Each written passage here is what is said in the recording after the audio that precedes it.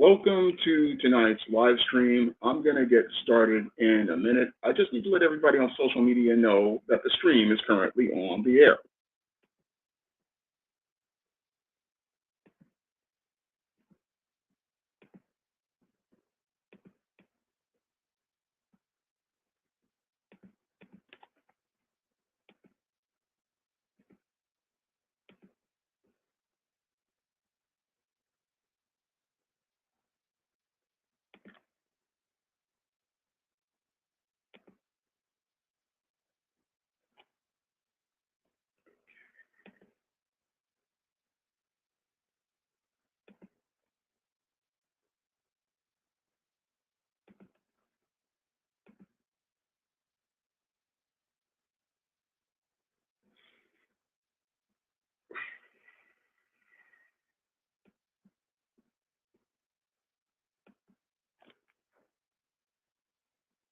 Okay, I've let everybody on social media know that the stream is currently on the air.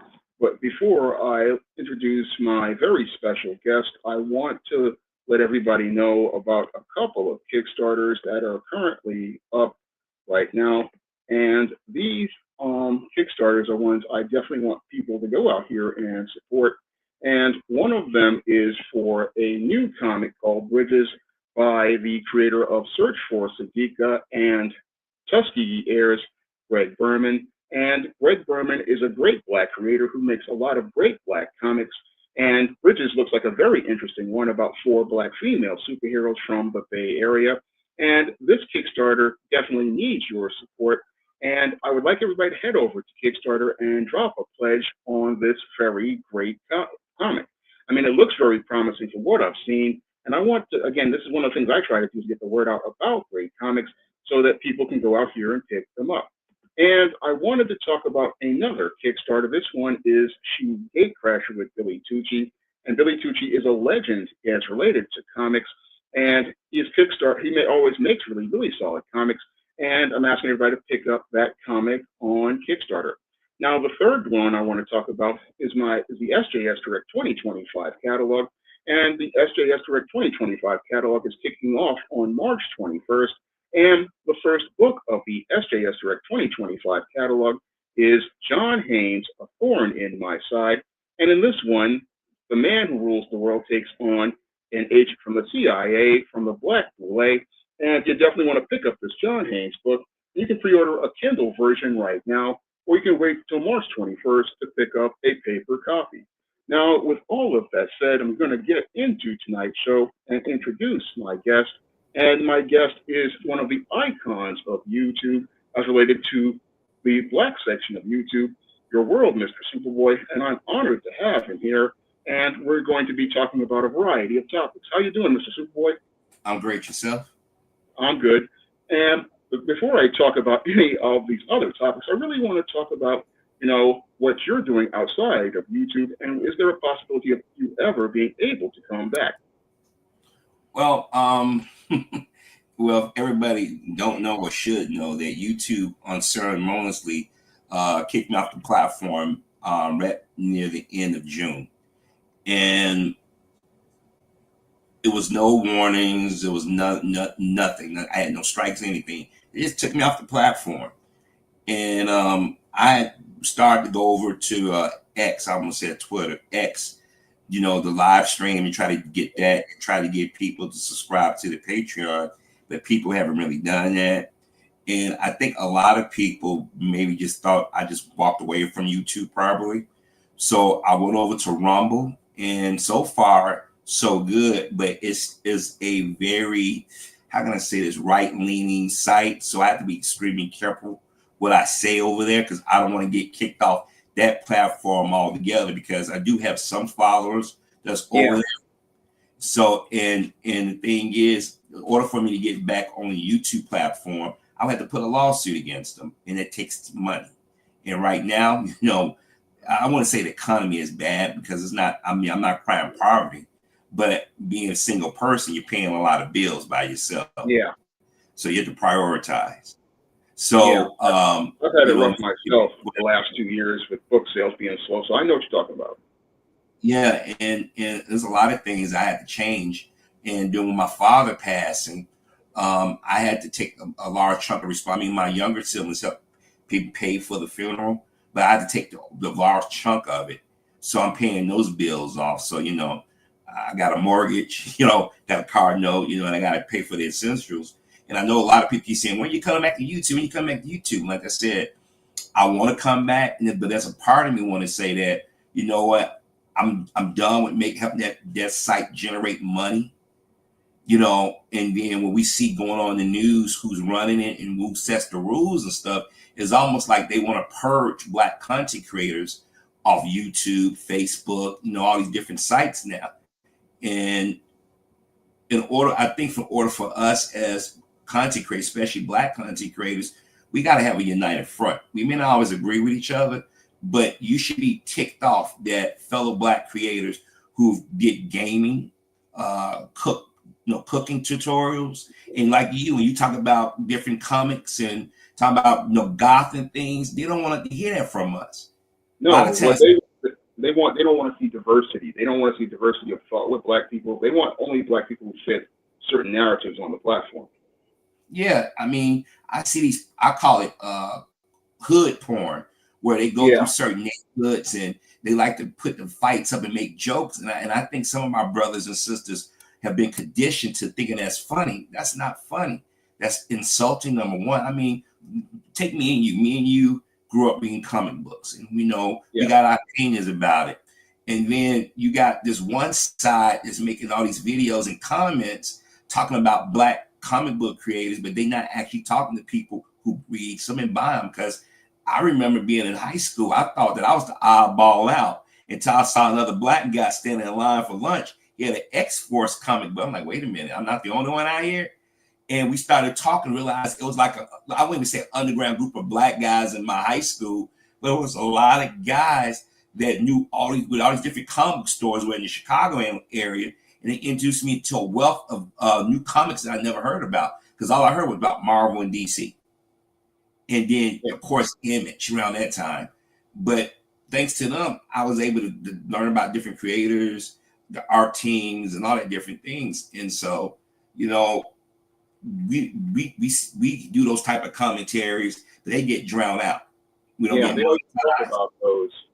But I mean, I remember, you know, being 13 years old, and I learned about things outside of Marvel and DC. I learned about the indies way back in about 1986, 1987. My brother used to take me to Forbidden Planet, and I used to see these comics, these independent comics, in the early part of the Black and white craze. And a lot of people don't know that. Again, there's a large group of Black people who are into comics, but nobody ever wants to talk about us. And they don't want us on these platforms unless we're bootlicking or being a clown. So it's really hard. Nobody wants to, again, talk about the people who are outside in the Black community. All they want to do is see the hood, the ghetto, you know, all that stereotypical stuff. But when it comes to regular Black folks, they don't want to see those people. That's what I've seen throughout my time as I've been out here publishing books and promoting different books that show you that larger part of the Black community. I mean, they don't want to talk about those people, and they don't really want them on the platform.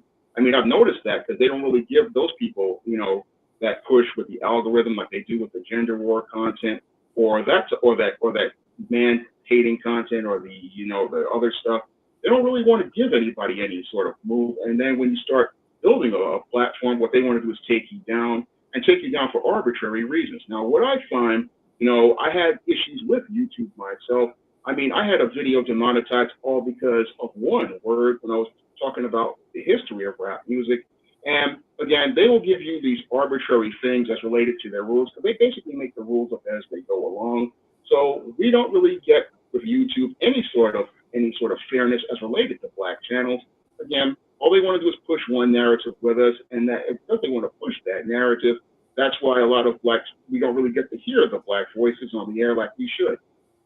I agree with you. Like, I remember back when Supergirl premiered, when it was initially on CBS, and when they announced that Jimmy Olsen, or James for this version, would be Mehcad Brooks, I said, watch people's heads explode, because the first episode, they would set them up like they was going to have a relationship. And at that time, Melissa Benoist was married to her first husband. But I noticed on the platform, you had a lot of white, I wouldn't even say comic book fans. I think they media, television, movie fans just flooded YouTube. I don't know if you remember, they flooded YouTube with so many negative videos and stuff. And Oh, when I we, remember it because I was there. Supergirl was one of my favorite shows, and I yeah, remember. Oh, go ahead. I'm sorry. okay, go ahead. Go ahead. Yeah, I remember sitting there saying, well, you know, Jimmy Olsen was always a throwaway character. Nobody really paid too much to Jimmy. So I already knew what CBS was trying to do. I knew what the Mark, Eric, what's his name? Delaney. I forget his first name now. Delaney, the executive producer. I get what he was trying to do. And so I saw a lot of racism come from a lot of white female fan base. And I did a video saying, first of all, we don't know which direction the show is going to go in. I mean, we knew if you're a comic fan and know how TV works, you know where it's going. But Yep. they started dropping. I hate using the word N-word because it sounds. I'd rather say it, but I don't. I would just say that particular slur. Now the thing is, they was using that slur in those videos, and none of those videos got taken down. I'm pretty sure they're still up out here. They But probably are. yeah, but when I said, hey, why are people allowed to push their hate on this platform? They demonetized my video. I'm like, what did I say? What did I do? I didn't swear because even I said certain times I know that I gotta watch what I say, and I've always said this. And then all of a sudden, you start seeing this hate, this push. I think they bullied Greg Berlanti in his studio in CW to change the direction of that show. And then anytime black comic fans will come on talk about Milestone, people say that's ghetto stuff. Nobody wants to read that. And I'm sitting there and I'm like, why is YouTube allowing people to come just say these different things about us or about our like for certain things, and then turn around when Black Panther came out, everybody was praising it, but when they realized they made all that money, they said we gotta attack it, we gotta slam it. And so YouTube just letting all kinds of it. Matter of fact, what's her name? Grace Randolph. Some of the stuff that she say is outrageous, but she got a platform. So I mean, maybe you understand what I'm saying. Maybe people don't, or maybe they don't think this is important. But I think those are the things just show if they can do that to black content creators and let these white content creators say whatever they want, put up all these hood videos, put gun vibe, all these different stuff up, you know, we should be offended by it. And I still say that black content creators still should be able to get a class action lawsuit. But now that we got this new administration coming in, I don't think anything can really change too much. Yeah, I saw that myself. I mean, I saw that with the YouTuber Richard C. Meyer, who was known as your boy Zach. I remember a long time ago he said that Milestone was black, eating black comics, because the other people never read Milestone. No. And so they never read those books to understand the diversity of thought that was in those books. I mean, you had Hardware, who was the black guy who wanted to get his due from corporate America, that basically didn't give him what he was supposed to have, which related to a lot of black men out here who worked in corporate America. You had Icon, who was the black conservative, who basically was trying to teach Rocket about black history, and Rocket was teaching him about today. You had Static, the young black teenager, who basically was somebody everybody, including myself, could relate to. You had the Blood Syndicate, who were a gang. And again, people don't really, they think it's just ghetto comics, but there was a lot of diversity in Milestone. And a lot of these white content creators, again, they never read the books. They don't understand what the books are about. And they come at us with a lot of hatred. I've seen it myself with Comics YouTube, and I've also seen it with the Supergirl show. I mean, a lot of these people, again, they basically neutered James Olsen. They were going to go in a interracial relationship direction, but the racist fans basically again looked to just kill that show. And the show, when it went into, it's like they basically, again, a lot of the comics YouTubers, I learned a lot of them are grifters, and they basically want to make some money on these shows. So they go out here and run these games to get their clicks and views up. But the sad part is a lot of black content creators get lost in the shuffle as related to fandom. And I've seen that happen myself. A lot of great black content creators, they just get lost in the shuffle. And that's because the YouTube basically, again, uses algorithm to push certain narratives and certain viewpoints. I've seen this done with the Comicsgate guys and everything with that. And I've seen it done with other forms of the platform. I mean, they just go out here and push people, but they don't want to push black content creators because they basically, again, want to push certain stereotypes. And in order to keep those stereotypes going, what they do is make the rules up as they go along. And that's just basically what I've seen on this platform for a long time. I'm glad you brought up Milestone. Now, me and you was there when Milestone started. That was right around 93. right 93, because Image had came out with at 91. And Dwayne McDuffie, man, I still say that brother was a genius. I mean, like when you mentioned Blood Syndicate, Icon, Hardware, Static, and there was another book. What was another? There was Zombie and Cobalt that came out after. Yeah, and you had Shadow Cabinet. You had Humberto, I hope I pronounce his name. I forget his last name. He draws Spider-Man now. He does a lot of art for Spider-Man. Yeah, John Paul. Yeah, Ramos. You had John Paul. You even had John Byrne doing covers.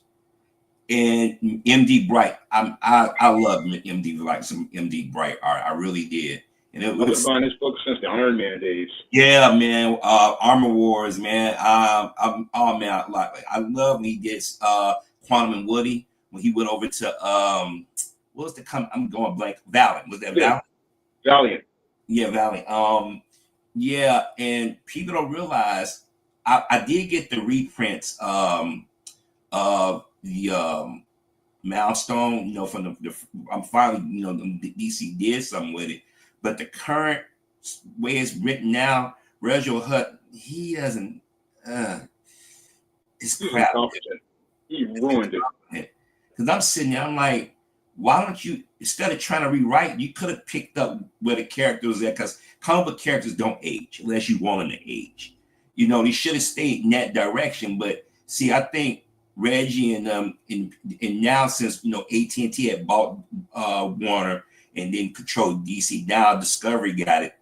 I think it's a mandate to write stereotypical comics because Dwayne McDuffie, if you go back and read his stuff, it wasn't complex, but it wasn't insulting to you as a reader. It's very intelligent to me. I mean, it's very thought provoking. I remember being in my 20s sitting there, and when I was reading Icon, it gave me a lot of ideas for ISIS because the whole thing with Icon being a slave gave me ideas to show you how free people of color were having to deal with racism and white supremacy. I mean, there was so much there that it was in depth. I mean, if you really looked at it, he really knew what he was doing in setting up this whole universe of black characters. He fused it with black history. I mean, black culture. I mean, just absolutely, just really well done. But when I look at Hudlin's Milestone, it seems like it's just made for corporate America, and it's just. You can go ahead. It is because I remember he's hyping it up. I don't know if you have HBO Max or what they call the Max now, and they had the documentary, and he was talking about all these different things they was going to do. And I said, well, they must have finally got sat down with Dwayne McDuffie's wife because a lot of it she did not want them to mess up her husband's creations, you know, because. Yeah. People forget what DC did to him when he's supposed to wrote the Justice League. They screwed him over. And but they didn't realize, a lot of people realized that he was writing for Ben 10. Of course, he did Static. The Justice League. I mean, that episode where he tied in the first season of Superman animated series with Brainiac with the Justice League, brilliant. Yeah, the way he just executed everything, it just flowed so smoothly. Yeah, because he's made me start thinking about, okay, this black guy, and people don't realize how smart this man was. I think he was MIT. What was one of those? He was somewhere, Princeton. He was really, really smart. But he was like us. He grew up reading. He's coming. I mean, people don't forget he created Damage Control. Yeah, I actually have some of those books. I had them, but when you're a kid and your parents think you're too deep into it to get rid of them. If I can build a time machine and go back and get those books. But the thing is, he did Deathlock. I hope I pronounced that. I'm not good with the name. He did Deathlock. He did that with Jackson Geist or Butch Geist, as we know him. If you see, we're comic book heads. And I thought that was brilliant. And the thing is, he was one of those guys that when you found out was a black guy writing, you're like, okay, it's black. There's a lot of black people that work in the industry but never get their name recognition. But I'm No. sitting up here, it's like this guy created an entire universe. I mean, Denny Cowan and I'm forgetting all the rest of the guys when they initially created Milestone, because a lot of people don't realize Fresh Prince of Bel-Air, they had that poster and they back in the house. But you know when Yeah. they and I'm sitting like, okay, that was geeked up. And then you had the current creators of Young Justice, they put those characters in. If Yeah. you go back and watch it, you saw Icon. I think I probably saw Hardware in one episode, but I know Static was in there and Rocket was in there. Yeah, they were both a part of the team of Young Justice, which is And on Max right now. yeah, and I got the Blu-rays. I made sure I got that. I still believe in physical copies because they're gonna snatch it off at some point. Yeah, because they took Static off of Max right now, and I was in the middle of the third season again. I had Yeah, taped all that stuff, but I had left all my VHSs when I moved. and you know the thing is, and I say to black comic fans. Well, let me rephrase that. It's comic fans and it's movie and TV fans. I got to separate the two. If you want to see a Static movie, not a Static Shock, that was just the name of the show. A lot of people, they keep saying Static Shock, but it's named Static. You want to see Static, you want to see Icon, you want to see those type of properties, go buy the books, not the current crap. Go search out the old one, and you get an understanding what it was. There's a lot that can be taken away from that. And then also buy independent black comic book creators. Everything is not going to make it to a TV show. Everything is not going to make it a movie because you got a lot of people that sit in these companies like it was Ike Perlmutter, I believe his name, Yeah. and the other guy that's over Wendy's. They did not want to see Black Panther or Luke Cage, those projects. They're the reason why Ironheart it was shot 2 years ago. I mean, I've been meaning to do a commentary about it, but if black comic fans are truly fans of this stuff, go search out those characters. Like what's the Blue Marvel? Yeah. I think. I'm Facebook friends with Kevin Green. He sends me a lot of his comics. Oh wow! Because Yeah, he sends me his books on his Darkstorm brand. Yeah, a lot of people don't know. Did he create that werewolf series? Did he create the He created Underworld. Underworld? And a lot of people don't know that he created that. No, they don't know a black man created that series. Yeah, and the way I'm kind of glad because if they did, I don't think anybody would go see it. Yeah, because. Go ahead, I'm sorry, Sean. That's something a lot of black creators have a problem with because a lot of people, when they find out that there are people like myself and Kevin Grievu and many other people out there who are black creators, they don't want to support the products on either black or the white side. And a lot of creators having to make characters white characters because if they find out it's a black creator, they start getting upset. Like with the new show Invincible Fight Girl, it's an anime and it's made by a black guy and it's an absolutely fantastic series. And the whole problem is you get a lot of people who want to start getting, racist or they not want to support it because when they find out it's a black creator, they start getting upset. And I've seen that happen a lot. And like even that upcoming Captain America movie, people are trying to sabotage it. They didn't even see what they just saw clips. And I'm sitting there like, you guys claim you like this stuff, but you don't want to see black folk participate. But when I went to comic conventions, I saw more black people in costume buying the product than anybody. When the movies come out, you see us standing in line. And my thing is, and I'm going to say this right now. What's that Diamond Select? They filed for bankruptcy the other day. Yeah, I saw that. I made a video on that. I was wishing that you could be able to make a video on that. That would have been awesome if it was fun if you were still on YouTube. Because I know you would put some perspective on it. And I'm going to tell you something. They cannibalized the industry back in the 90s. You remember how they only, remember when Malibu was producing image stuff? And you remember how previews and all that stuff? Now you go get a previews, you don't even have DC in it. They moved over to Penguin House Random or another company. Both Marvel and DC and Image, all of them have moved over. And that's why Diamonds is basically in the place it's in now. Yeah, and they say he's going to sell the company is overseas. And they said it might hurt comic book stores. But I think these conglomerates have already hurt the comic book stores and the industry. You didn't price books out of kids' price range. Yep. I mean, when we was kids, 25, 50 cents, we thought 50 cents was too much for a comic book. Then it went to 75 cents, then $1, then $1.25, then $1.50. Then here come Image, $1.95. And their excuse for saying was the paper. But you went to a Walgreens, you got the same comic book. It was cheap. It was almost like toilet paper. I don't know if you noticed. And I'm sitting there like, you guys are screwing over the fan base. And I get it. People want to make money. But Warner Brothers, which owns DC, Disney was own Marvel, they're too busy putting out movies and TV shows. People are going to walk away from that stuff after a while. You still going to want to be able to go to the comic store every month, pick up your favorite book. And me, it's not like reading it and looking at your favorite artist in your mind. It just sits better in my mind. Because now you see a lot of these Marvel movies, you tell it all green screen. Yep. They have no heart. No. And then bringing back Robert Downey Jr., I mean, really? That was weak. That was desperation. Yeah. Yeah. But nothing like holding a comic in your hand. I mean, I have been buying a lot of people's books and I review them on the channel, and it's a difference when you hold it in your hand. I mean, it's a different experience than just having it on the screen. Now, sometimes I'll do a review, have it on screen because I want to help that creator get sales for their book. But I like to have it in my hand so that I can just really just share the book with readers. That's how we learned when I was a kid. My cousins introduced me. Well, my aunt, I take that back. We know how when we were kids, if you went to Woolworth or those type of stores, they had the little toy section at the Batmobiles, the Crabble Up, the parachute, things, Spider-Man, all that stuff. And you had comic books, a spinner rack.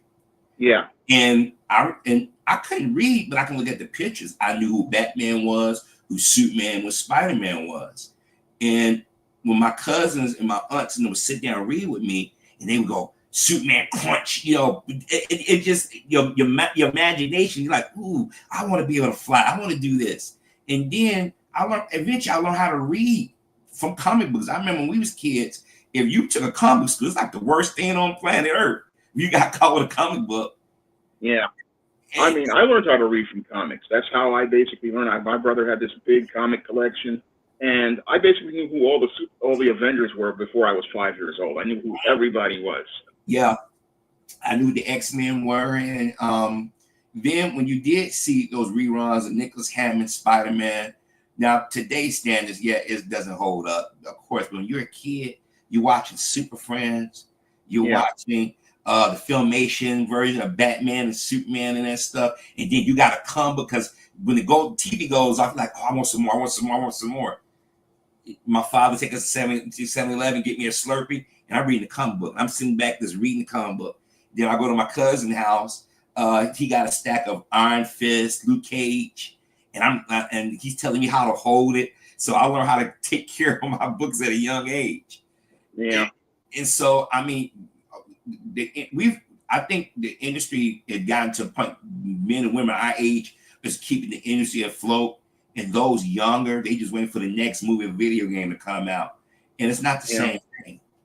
Whole thing is that it wasn't passed on. That was the whole thing. It's like my brother was a baby boomer. He passed it on to me, and then I wanted to pass it on to my cousin. But the whole thing was he would read a couple of my Milestones here and there. But those video games, he basically got into the Tomb Raider. He got into the games like that. And that was basically a wrap. But it's like the whole things with comics, they just didn't get passed on, and that was the sad part about everything. Because again, this is how I learned how to read. This is how our generation learned how to read, and the medium is really was a great medium, but just sadly, a lot of people came into it who just didn't know what they were doing. And when Marvel was trying to compete against Image, and they did that gold foil cover, hype up stuff, and then the heroes were born, and they overextend themselves, and that hurt the industry. It's always a gimmick, and even right now, I read DC more than I read Marvel, but I'm tired of the crisis gimmicks. It's like a gimmick you know what I mean? I want to write an artist to be on a book, like how John Byrne, nobody's gonna touch Stanley and except Chris Claremont with his output with X-Men. Because a lot of the things that Chris Claremont set in place back in the 70s, they're using now. Yeah. But the And problems that I've seen with comics is that they had an editorial issue. I mean, the problems with comics is that you needed that leader, and the whole thing is Marvel back in the '80s when they fired Jim Shooter, it created like a domino effect for the entire industry because there wasn't anybody there to maintain that infrastructure who had publishing experience. And publishing experience is very important because a publisher knows how the business works. They know how to market books. They know how to get books under budget. They know how to get those books out there on time. But a lot of comic pros didn't really like Jim Shooter because they said he was too harsh, but they just didn't understand the publishing business because Jim Shooter he would be a nice guy compared to Anna Wintour over at the magazines that she's at. And I mean, these editors, they're really hard because if you don't have the product out right, if it's not going to sell. And the whole thing is you also have advertisers to look out for. And you had a lot of comic creators like John Byrne. They didn't understand this overall about the business. And that created like this domino effect when Jim Shooter got fired. And I talked about this in a video. And that's why a lot of comics fell off in the '90s because there was no editorial to really guide the ship. This and Marvel buying Heroes well, because they didn't really know nothing about distribution. Because if you have publishing experience, you know that those returns will eat you up if you don't publish the right material. But it's just the whole industry just had a lot of really bad people who just didn't know the business. And Jim Shooter talked about this. He said that Marvel was a mess in the '70s until he actually got it on track. But that was really what I believe started the decline of Marvel. A lot of people think it was like the gimmicks, but the gimmicks were because editorial wasn't under control. And that all started with Jim Shooter getting fired. and people need to remember, Jim Shooter was like a wonder child. He got started at DC. What was it, 13 years old, 13. Right? He did superheroes. So yeah. He was there, the old school regime, Julie Schwartz and all, those people. So he grew up doing it because even he went over to Valiant. He was starting to get that back under control. And yes, you had Bob Harris with the X-Men, Ralph Macchio with Spider-Man. How these different, and then they wasn't coordinating what characters was where, and they got a jump. I didn't like buying all them different books. And then at DC, what's her name? Used to be over DC. Not Karen Berg was Vertigo. Jeanette Kahn.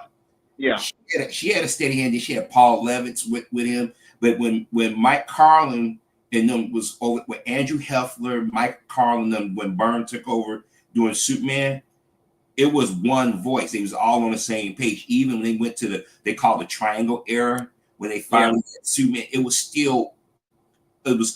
cogent. But now they hype up a team. They had 2 or 3 issues, and then you like, I gotta start all over again. Got to get used to the direction. I don't know. I mean, maybe I'm waxing nostalgia about how it used to be, but I'm used to seeing a writer artist on a book about 2 years, 2.5 years max. You know what I mean? Yeah. But that's what happens when you have good editorial. Good editorial sets a course for 24 issues. I mean, here at SJS Direct, I've set courses for many of my books, not even 2 years, but 4, 5, 6, 7 years down the line, because the whole thing is you want the books to be consistent. You want there to be a standard.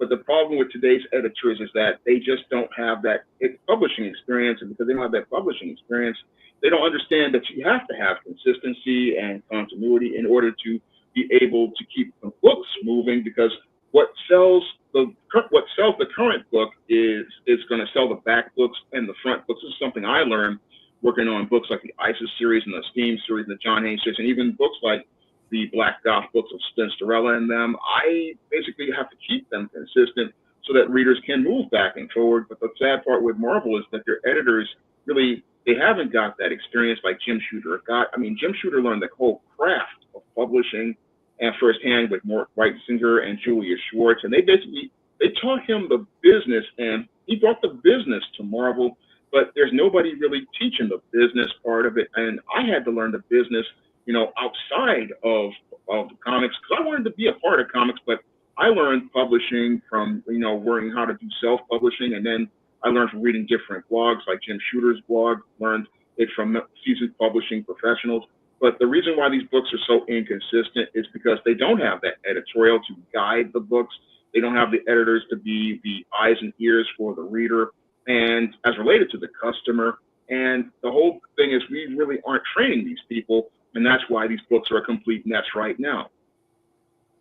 You know, and also what I think is hurting the industry is that you have people who are not actually comic book fans Yeah, setting the tone, coming in and scaring the companies. Like when I have no problem with diversity, I really don't, because you know it's not just white guys reading comics. You got female, white females, black females, straight, gay, you know what I mean?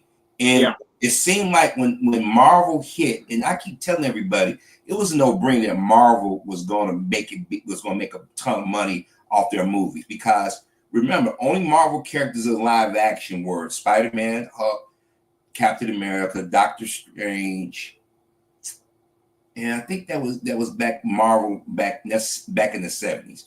And a lot of those shows premiered on CBS, go figure. You know, yeah.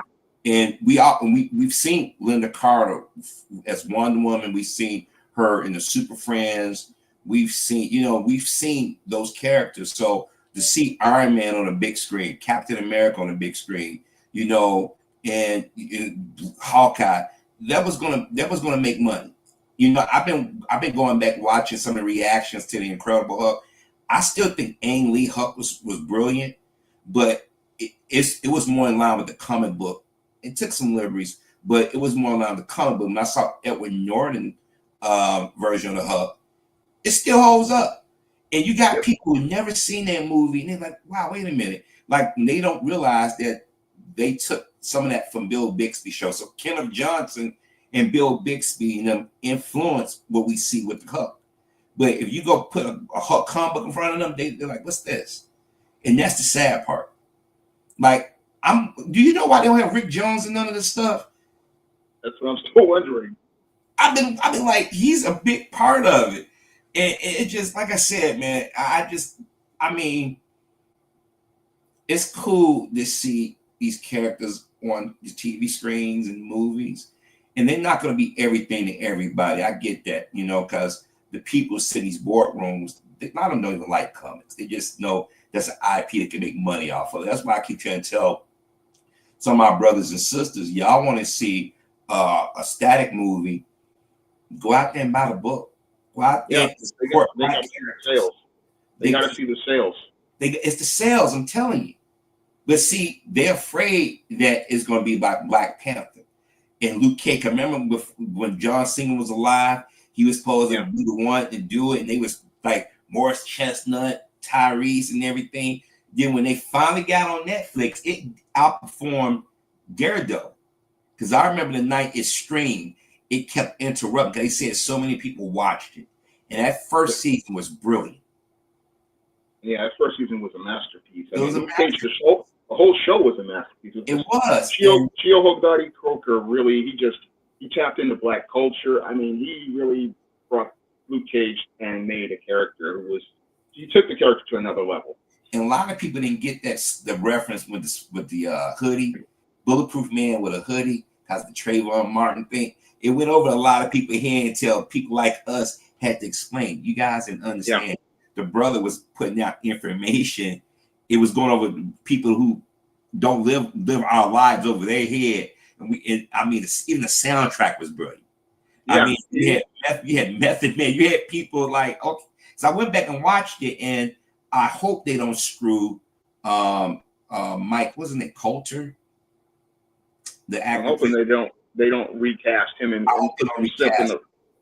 I hope they don't, because if they do, then I'm really done with Marvel at this point. To be honest with you, I haven't been too excited about watching really. I think the last thing I really watched was X-Men 97. And there was a black guy that did that. Yeah. So I say to those comic fans, if you truly are a comic fan and not a comic book movie or television fan, go buy these comics. There are a lot of black creators. I bought this encyclopedia that had 2 books, and I forget the title of it, where they got all these black comic creators in it. Yeah. And all these black, and I'm like, I did not know that many black creators. But if you go to a comic book store, you're not going to see that. No. I mean, I had to go search these black creators out. I mean, there's so many black creators out there that people don't know about, and it surprised you to find out who's out here, who's out here creating who's black. I mean, it's just, you get shocked when you see a lot of the people out there, like the penciler Billy Graham and many other creators out there. I mean, you wouldn't know how many black people who are working in comics.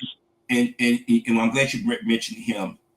A lot of people don't realize that even back in the 1940s, there were black men and women drawing Yeah, about these comic books. They just been put. Bob Kane was the biggest thief. Okay, he would put his name on everything, then draw a lick of that stuff. You know what I mean? Yeah, And but you know, but at least I would give Stan Lee some credit. Him and Jack Kirby, they did try to create books. Or in Neil Adams and Dennis O'Neil, they wasn't pandering. At least I don't believe they were. Because I mean, Neil Adams, but he really fought to have diversity in comics. But a lot of people, they say, well, he's a white guy. I'm like, no, yeah, but Neil Adams is one of the reasons why Schuster and Siegel was getting residuals. A lot of people don't realize Superman's making national as it was back in the day, making them millions of dollars. Superman was everywhere, and it would be cool to see a hardware somebody with a hardware shirt on, or a hardware baseball cap, or some kid playing with an icon toy. Because Milestone Media and a lot of these properties out there created by black folk are probably a lot more entertaining than others. So I don't know. I mean, it just me. I just think if we want to see more black comic books or comic book creators out there, we got to support the ones out there like yourself. Yeah, that's what I try to do. That's why I'm always trying to talk about different comics. Like I just recently talked about Bridges by Craig Burnham, and I'm always doing reviews, and I put money on people's books because if I want positive black content, I've got to go out here and support it. I mean, I always say, it was what you spend your money on, and I put my money where my mouth is when it comes to these books. And I also put my money when I'm out here where my mouth is as related to the artists I hire. I mean, Mike Williams has been a good friend of mine for many years. He does the Deep Sledge comic strip. And he came to me talking about black masculinity and how we don't have many images of black men out there. That's one of the reasons why I do the John Haynes series right now. And I go out here, and again, I put the money where my mouth is, as well, not only from comics, but by commissioning black artists. I mean, for my new book, Cinderella Goth Girl Summer, I have a nice surprise. I got a black artist who's well known from the UK.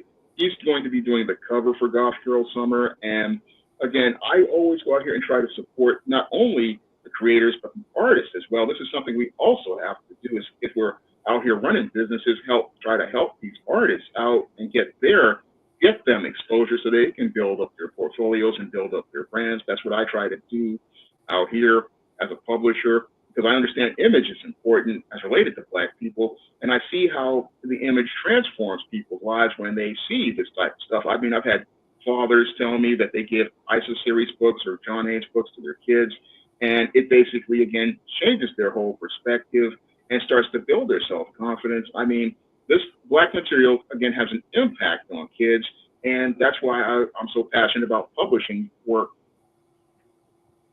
Well, I agree with you. And I want to say a clear thank you. She said the Encyclopedia of Black Comics, that's what it is.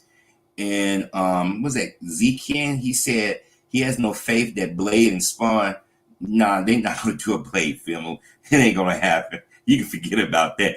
And Spawn, Todd McFarlane been talking about trying to get Spawn for the last 15 years. So that's not going to happen. Well, they don't want to feel it, because they don't want to see a masculine black man. Exactly. And I mean, a lot of people don't realize that Spawn is a black character, and Blade, Wesley Snipes is so synonymous with that role. Ryan Reynolds, how Patton Oswalt for like 20 years was bad mouthing, saying that Ryan and him didn't get along. Then all of a sudden you get Ryan Reynolds say, hey, how are we going to do these movies and not bring the guy who actually start comic book movies and TV shows? Because if you notice, even Blade influenced the look of Smalley when the art went to the long. That was influencing Blade. Stan Lee and Arad even said if it wasn't for Wesley Snipes' Amon-Ra Productions, because he had the option to do Black Panther and Blade, but the studio was not going to give him that kind of money to do Black Panther. No. So he did Blade, and Wesley Snipes tweaked it sort of. And then a lot of people forget John Semper, if I'm hoping I pronounce his name right, who did Yeah. Spider-Man. That was a brother. I Yeah. still see him pop up on Facebook, and talking about it. And he's talking about how they don't even acknowledge him. A lot of the Yeah. concepts Marvel's using, I mean, it's crazy. Yeah. But Blade, Mashallah Ali, he can forget. He probably ain't even thinking about that anymore. Yeah, that's done because the role is defined by Wesley Snipes. I mean, he basically took this obscure Marvel character and turned it into his own character. I mean, his Blade is iconic with the character. And if it wasn't for Wesley Snipes, and I always give Wesley Snipes his props because if it wasn't for him, we wouldn't have superhero movies. I mean, Batman and Robin had flopped so hard. It killed it. It killed it. Yeah. Nobody would touch it. Even George Clooney, and I think that he puts, well, I guess he do take some responsibility, but Joe Schumacher and the heads at Warner Brothers, they did that. Yeah. They built it because they wanted to sell toys. Michael Keaton, when you lose Michael Keaton, he's like, I don't want to come back. You knew something was up. And then a lot of people don't realize that Joe Schumacher and Bob Kane was the reason why Robin wasn't in the movie, because Marlon Wayans was actually cast for it. And I think he still see residuals, because when they did that Batman 89, they did somewhat of his likeness. They still got to pay him for that. Yeah. But see, I'm sorry. A lot of people don't know Marlon Wayans was going to be Robin. I knew back in 1990 or so. I knew that because I don't know if you remember when Wizard was out, Andy Michaels was talking about that Hollywood heroes and all that. And I used to read Wizard religiously. I remember when Wizard come out, if you didn't get the first issue, you sold out, you ass out. That's how long. I mean, I'm an actual fan. Like I said, it's cool. Oh yeah, they did, and he did Billy D. Williams dirty. Joe Schumacher. Yeah, he did a lot of people dirty, and the reason why Batman fell off is because Schumacher made everything goofy and campy. Yeah, it was. And obviously, they thought that Batman was the Adam West show. Adam West show was a parody. People don't realize that show was a little bit went over people's head, the sexual innuendo and all that stuff. Because now as an adult, you're like, oh my God, I didn't see that when I was a kid. You just want to see them slide down a pose, see turbines to power, whatever, and he goes and run. And I mean, if you watch it now, it's like it's hard to explain, but you know what I mean. When we were a kid, it hit different. But when you watch it as an adult, damn, did he just say that to Batgirl? Did he just say that to Catwoman? People don't realize that show did Eartha Kitt was actually first Black character for our superheroes or supervillains on a TV show, but nobody give her props because she the one that made. I mean, she actually embodied that character. Yeah, you got with Halle Berry. I'm like, oh, what the hell, But I don't know, man. It just. But I think that I forget the brother name. He was one of the producers of Justice League. We did Batman Beyond, not Batman Beyond, Brave and the Bold. Yeah, that was a brilliant series. People say that's not Batman. Actually, it was. If you're an action comic fan, go read Silver Age Batman. Say it again. Silver Age Batman. Silver Age Batman. The 1950s and 1960s. It was always some science fiction element to it. Yeah, it wasn't Dick Sprang era, I think. Yeah, a lot of people just see me and you know about the comic book industry. We know because we seen it through its ups and downs. Ebbs and flows. But right now, everybody is about the comic book movie and TV show. And I'm gonna be honest with you. You better enjoy it while you can. Cause this Superman movie don't make any money. You can forget about. I know Supergirl went in production the other day. They said, and the guy that played, I don't know if you remember watching ER. Remember the episode when Lucy got stabbed? I never watched ER, so I wouldn't know what you're talking about. What's that movie with Michael J. Fox when the girl, he was the agent to the little girl, and the boy was playing an elf, David, he's cast as Kara's father. I can't think of his name now.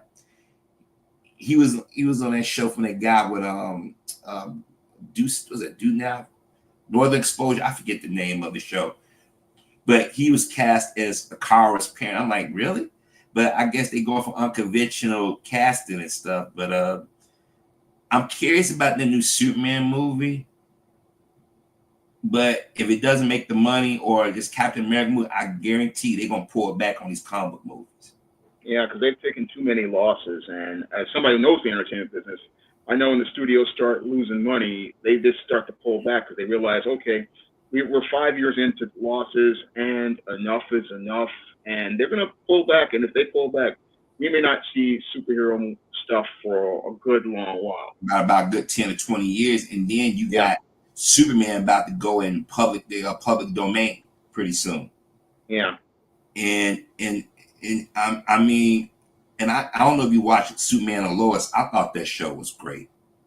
Yeah, I watched a couple episodes. It's a fantastic show. It's one of the best Superman adaptations, I would say, ever made. I mean, just Superman and Lois, the relationship were really, really, really great, and they just really expanded on Superman. It showed us, a world of Superman with kids, and that's one of the things I missed about the Superman run that they have right now. They just messed that all up because we wanted to see Jonathan Kent grow up. And with this Superman and Lois, we got to see him be that father teaching his sons and stuff. That's what people want to see. And you know what? I still say some comic book shows do better as a TV show. Movies got to try to cram too much into everything. And if it don't make $1 billion nowadays, they call it a flop. You know what I mean? Which is not fair because, like I said, I've watched from Kirk Allen to Tyler Hoechlin Superman. Like, I'm still a fan of the old Superboy show that was a syndication. I mean, it started out kind of clunky. When you had one of my family members used to love that show. One of my family members used to love that show back in the late 80s. With the I love it. I love it. I got the DVD. I got even one of the DVDs with Gerard Christopher's signature on it. And I had went and got a statue of this guy in the Philippines to do these statues. He done this Superboy. I got the Gerard Christopher version and the John Haynes Newton version and the George Reed. They look exactly like it. But only thing about the Superboy show is that everybody try to pretend like it doesn't exist. And the reason why Viacom was distributor and not Warner Brothers. And we would never got Lois and Clark if it wasn't for that Superboy show. Yeah. Because you watched if it hadn't did well in syndication, they wouldn't have had a reason to risk on it. Yeah, exactly. And my thing is, even with that Christopher Reeve documentary they just did, they act like Ilya Salkind don't even exist, but he was the one that went to his father and said, hey, why don't we do a Superman movie?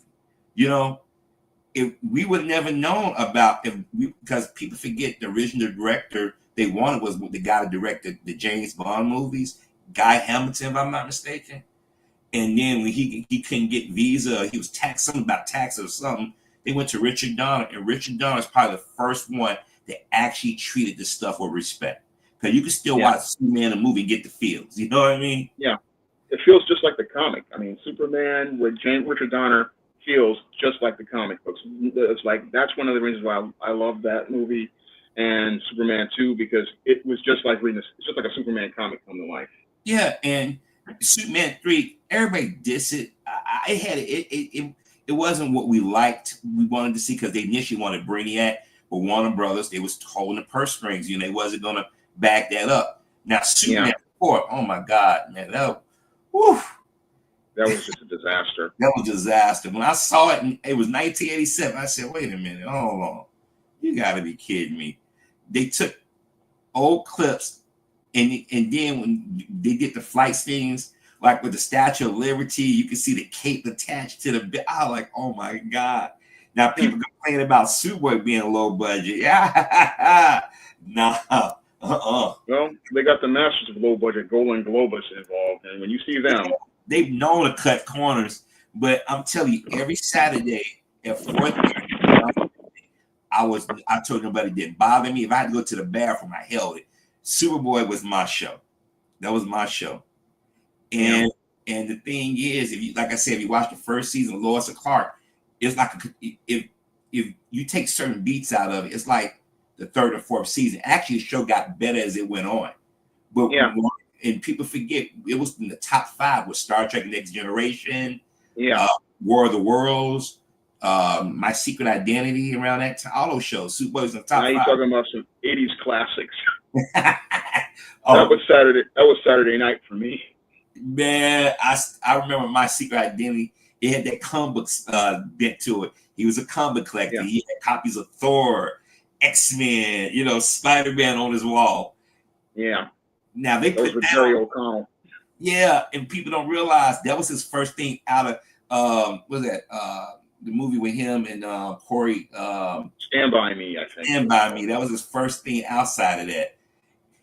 And like I said, back then we only had a few comic book shows. I mean, if we saw a rerun of Nicholas Hammond's Spider-Man or Red Brown Captain America, even though it was cheesy, we said, "Ooh, that was our thing." Or when they did Ruby Spears Superman in that one season, which I hate, that was a good show. I just think it was the wrong network and they had it at the wrong time. CBS didn't push it. They didn't even care about it. They just buried it. I watched all the episodes when it came out when I was a teenager, and they just buried it. I mean, they buried it like 11 or something like that. That was like a late time, and most of the kids in the '80s, they were watching Ghostbusters at that time or something like that. So they really didn't do a good job of promoting it. It came out in 1988. I remember it was on Tubi for about a minute. I ain't seen it ever since. It was on Tubi for a while. And I managed to catch a couple episodes, but I wish I could have finished rewatching the season. I bought the DVD when it came out on DVD. They talking about it supposed to remaster it because they remastered the Super Friends I bought. I haven't opened it yet. I've been meaning to open and watch it, but they even talking about remastering the George Reeves series. But you got people a lot younger. They don't know how to do that suspension of disbelief. They're like, you can see the wires. That's fake. I'm like, you're supposed to use your imagination. Use your imagination. I mean, we know it's not a guy that can really fly. A guy climbs up a wall with a young sidekick. It's a suspension of disbelief. Yeah. And I think a lot of people don't, and I feel bad for these kids. They're grown before they should be. When we were kids, we were allowed to use our imagination, and comic books was a part of that, or even shows that were comic like He-Man. I remember when He-Man came out, that was the big, every day was a new episode. And Filmation, I remember when you had the old Flash Gordon. Yeah. That's the guy doing the rotoscope and stuff, and the old Tarzan and stuff. So I got some of those things on DVD. But like I said, it all depends on who holds the rights to it now. But that Ruby Spears Superman was a good show. Superboy was good. I mean, it started out kind of clunky, but it got a lot better. And I don't care anybody said Gerard Christopher Reeve, and Tyler Hoechlin do the best Superman shirt rips. Because everybody can't do it. Have you ever watched Supergirl? Melissa Benoist, like she's smiling or she's about to crack up every time she opened a shirt rip, like she overdo it. If you catch it, it's hilarious. But I mean, I remember when we was kids, G.I. Joe. You can go watch G.I. Joe, Transformers. We had a good childhood. Just that now these people is always watching the box office is kind of messing it up. And I'm gonna tell y'all, we would never get another thing like the CW universe. We would never get that again. It would never happen again. No, they ain't gonna be able to do that because they just don't have the budget anymore. Because what's happening with the entertainment industry ever since the Telecom Act of '96 has just been consolidated, and since it's been consolidated, you've got a lot of bean counters and accountant types basically micromanaging these budgets. So creators can't really take the risks that they want, and a lot of concepts that are risky, they don't want to risk on. So they just really play it safe. And again, if this whole superhero genre winds up with a couple of box office failures, we may never see this again because Hollywood basically, they just play it so safe these days. I mean, in the '80s, they were taking huge risks because these films didn't cost that much, and that's why we got so many great classics, so much classic stuff, because stuff was like low budget. You hired actors they weren't brand names, but they were going to become brand names, and that's how they made their money. But these days, they just want to, again, play it safe, and that's why everything's just so bland these days. Yeah, and I was just thinking, I don't know if you noticed some. Now, you like me, let me do that again. I'm pretty sure you, like most boys grew up, we watched Wonder Woman at some point for obvious reasons, whether we knew it or not, right? Yeah, I watched it. Also watched Bionic Woman, watched Charlie's Angels. Charlie's Angels, because you knew so, as a little boy, you didn't know, but you knew you liked it, but you didn't understand it until you got older. And I look at it now like, oh, that's why. So, but the thing is, it's an episode. They did have a Batman, Superman, and Wonder Woman crossover in Wonder Woman. I bet you don't know what episode it was. It's been a long time since I've seen it. So. Okay, remember the episode with Ron Ely, who just recently passed? He was on an episode with Linda Carter and Loud Wagner. Yeah. Okay, it was the woman that was fixing the football games or something like that. Well, Ron Ely played Superman on Superboy, even though they never said he was Superman. Loud Wagner auditioned for Batman. He almost got it, and they gave it to Adam West. So that was your first crossover right there. I was watching, and I was like, wait a minute. Batman, Superman, Wonder Woman is all on the show. But really, see, that's how I think. I'm one of those type of people. It's like very subtle. It's very subtle. It's very subtle. I'm sitting there because I'm a comic book head, but I also watch the movies. I'm sitting there like, wait a minute. Loud, we know he playing Steve Trevor, but a lot of people don't know he auditioned for Batman. But he played it straight. He didn't do like Adam West and play it, for I want a lot of sarcasm and a lot of subtleties and stuff. But then you have, of course, Linda Carter's Wonder Woman, and then you got Loud, and then you got Ron Ely, who did Tarzan, and who was the Doc Savage. And then that episode Superboy, because the Salkind sold the rights to Superman, they only had the right Superboy, they can never say Superman. So he just alluded to him looking like an older Superman, but you knew it because he said you won't be called Superboy anymore. So that's just my little nerd trivia. So I look out for kind of stuff like that.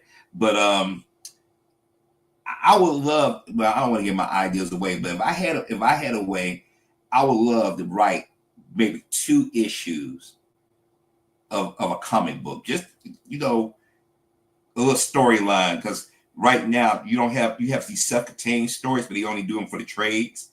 And I hate that. I really hate that because some of them are overpriced. Yeah. And they rush the stories and stuff. And I'm not too keen on it. But like I said, if I was in charge, it'd probably be different. But I would try to advertise comic books more than ever. Because like I said, go ahead. Sorry, Sean. I would like to see you do a one-shot. I mean, you've got so much knowledge of comics. I mean, I went out here. I've been writing scripts for a while, and I did a couple of scripts, but I just couldn't afford to get them done. And one of my viewers, they sent me a donation. I was finally able to do the John Haynes comic. But the whole thing is, if you want to do it, you can do it. But the whole thing is, you just have to find a way to create characters and tell stories. But it's not that hard. I mean, if you can write screenplays, you can write comics. I mean, I learned how to write all 3. I learned how to write novels, learned how to write screenplays, learned how to write comics, and you just have to know how to make the panels and help them flow. And you just have to just go out here and just go for it. Well, I got a lot of ideas running in my head because it was a time where I was younger. I wanted to be a comic book artist or animation, and I was pretty good at it. But when you start working, you don't do it as much. Then when I went in the Army and I got hurt, I can't hold my pencil or pen steady enough for me to do like I used to. But I did send, and I can tell you the story now because it's been 30 years now. Back when you used to be able to, had the letter columns and stuff, and you used to send stuff in. I called myself send some samples to Marvel because I thought I was going to be a comic artist. And this time I was reading Iron Man, with Bob Layton and all of them that run. And John Byrne was doing West Coast Avengers. I was really into Captain America and all that. And so, every few years they do the retelling of Captain America's origin. And they had to update it for the time it is because you can get away with Captain America World War II being on ice. But the Iron Man stuff, it had to be made more contemporary. That's why the Vietnam stuff couldn't work. That's why they changed. But anyways, I came up with I sat down, I submitted a story idea, and I'm like, what if Captain America was actually black? What if they did experiments? Because that's when everybody's talking about the Tuskegee experiments and all that stuff. And then when they did that Captain America black and white, I said, wait a minute, hold on. And They might owe you some money. That's what I'm saying. I can't prove it now because, like I said, I had my mom threw in my books. I had the letter on. Who was it? Mark Grinwald, I believe he was. Yeah, Mark Grunwald was doing Captain America at the time. Yeah, and I don't know if he actually, people put his name on it. It could have been an assistant in anybody, And they probably get tons of kids sending stuff in. But when they did that around 2000, 2001, black and white, I'm like, that's a little too close, And then I was reading a Supergirl comic, and there's a character in the Supergirl. I'm not going to say what name it is, but I'm like, nah, because when I was in high school, I used the school computer, and I forgot to erase or copy that stuff down. And I swear forgot. I wanted that the kid come behind me, see some of my story ideas. Because when I saw it, I was like, wait a minute, hold on. I know that every name is not original, but that's the exact names that I had. So I tell anybody, if you want to be a comic creator, any creator, you better make copies of it and get it copyrighted, trademark. Don't do what I did. Yeah, you never send out your ideas, because what they'll do is they'll steal it. And one of my Facebook friends, he told me that you got to be careful because they will steal your ideas like that. So I usually keep my ideas close to the vest, and I just keep them in script form on the computer. And the only time I go out here and put them out there is if I'm ready to, produce the material. And that's when I put them out there. When I'm ready to contact an artist and get ready to pay them for a project, that's the only time I'll let people know what I'm doing. Yeah, and like I said, I sat back, and there's some other stuff that I sent out there. Like I said, a lot of black, and it happened to a lot of black kids, because I know there were black kids that I hung out with that were really good, and they were sending samples in, and then you say, hey, dude, you remember when I did this back when we was in high school? I said, yeah. And I said, wait a minute, I did that, look kind of familiar to me, like, but you have no proof.